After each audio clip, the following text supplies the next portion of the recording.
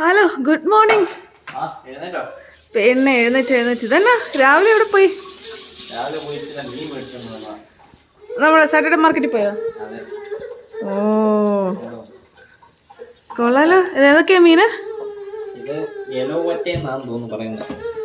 Okay, ഇതേ ഞങ്ങളുടെ കുഞ്ഞിമണി രാവിലെ എഴുന്നേറ്റ് വന്നു.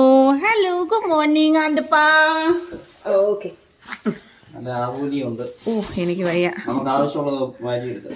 വണ്ടർഫുൾ, കൊള്ളാലോ.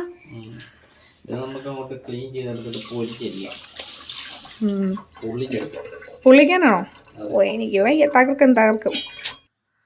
അപ്പോൾ ഇതാ നമ്മുടെ മഞ്ഞ വറ്റക്കുട്ടനെ മസാലയിൽ കുളിപ്പിച്ച് നന്നായിട്ടൊന്ന് പൊള്ളിച്ചെടുക്കാൻ പോവാണ്. അതിനുള്ള മസാല നമ്മൾ മഞ്ഞൾപ്പൊടി, മുളക് പൊടി, കുരുമുളക് പൊടി, പുളിവെള്ളം, കുറച്ച് വെളിച്ചെണ്ണ, ഉപ്പ് ഇതെല്ലാം കൂടെ നന്നായിട്ട് തേച്ച് പിടിപ്പിച്ച് കുളിപ്പിച്ചെടുത്തിട്ടുണ്ട് കേട്ടോ.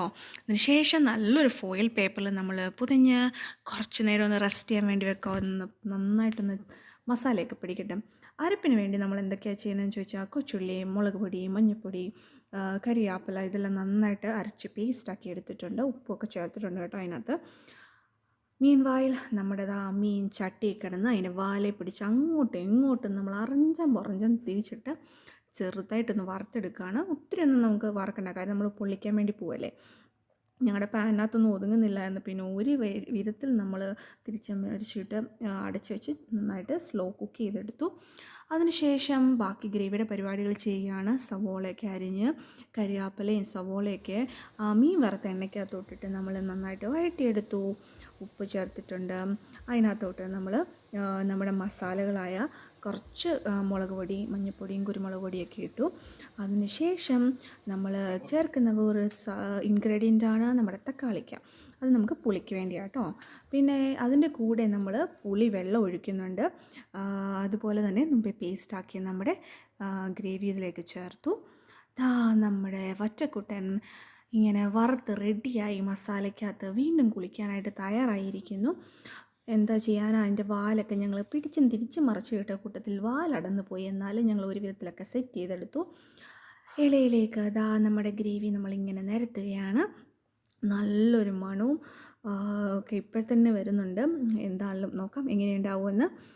അതിനുശേഷം കുറച്ച് കരിയാപ്പിലയും ലെമണിൻ്റെ പീസ് നമ്മുടെ ആ വറ്റയുടെ വയറിനകത്തോട്ട് ഒരു ലെമണിൻ്റെ പീസൊക്കെ വെച്ച് കൊടുത്ത് അതിൻ്റെ ജ്യൂസൊക്കെ നന്നായിട്ടൊന്ന് ഇറങ്ങട്ടെ. എന്നിട്ട് നമ്മുടെ മീൻകുട്ടനെ വേഗം ആ ഗ്രേവിയുടെ മണ്ടയ്ക്കോട്ട് ഇലയിലോട്ട് നമ്മൾ എടുത്ത് വെക്കണം. അതിനുശേഷം കണ്ടോ, ഞാൻ പറഞ്ഞില്ലേ വാലൊക്കെ അടന്നു പോയായിരുന്നെന്ന്. അതൊക്കെ ഒരു വിധത്തിൽ സെറ്റ് ചെയ്ത് വെച്ചു. അതിനുശേഷം ബാക്കിയുള്ള മസാല നമ്മൾ ആ മീനിൻ്റെ മണ്ടയ്ക്കോട്ട് നന്നായിട്ട് അങ്ങോട്ട് തേച്ച് പിടിപ്പിക്കണം. കുറച്ച് കരിയാപ്പിലയും ലെമണും ഒക്കെ നമ്മൾ വെച്ച് കൊടുക്കുന്നുണ്ട്. എക്സ്ട്രാ ഫ്ലേവർ അല്ലേ, നല്ല പുളിയും എരിവും എല്ലാം കൂടെ ഒരു മിക്സ്ഡ് ഫ്ലേവർ നമുക്ക് കിട്ടണം. മസാലയൊക്കെ അതിൻ്റെ മണ്ടയ്ക്കോട്ടിട്ട് മീൻ കാണാത്ത രീതിയിൽ നമ്മൾ മസാലയെല്ലാം അങ്ങോട്ട് പൊതിഞ്ഞെടുക്കണം. അതിനുശേഷം കുറച്ച് സവോളയും ലെമണും ഒക്കെ കട്ട് ചെയ്ത് വെച്ച് ഒന്ന് നന്നായിട്ടൊന്ന് ഗാർണിഷ് ചെയ്ത്, മീൻ കാണുമ്പോൾ തന്നെ ഒരു ഭംഗിയൊക്കെ വേണമല്ലോ അല്ലേ. ശേഷം വാഴയില വെച്ച് നമ്മൾ മൂടി ക്ലീൻ ഫിലിമിനകത്ത് പൊതിഞ്ഞു. ഫോയിൽ പേപ്പറിനകത്ത് നമ്മൾ നന്നായിട്ട് പൊതിഞ്ഞ് സെറ്റാക്കി എടുത്തു. ഇനിയും ഓവനിലേക്ക് വെക്കാനായിട്ട് പോവാണ്.